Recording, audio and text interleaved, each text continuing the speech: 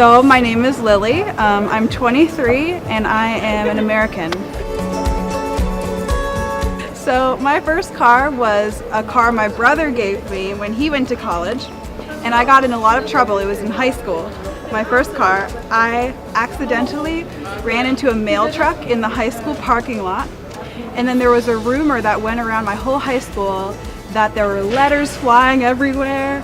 Then it was a rumor spread that it was a milk truck and there was milk everywhere, and my brother hated me because there was a dent in his bumper. And that was my first car, and he never forgave me. My second one was a hand-me-down from my dad, and that car was my beach cruiser. I'm from the ocean, so it just took me to and from the beach, to and from college, road trips with friends. A lot of good memories in that car.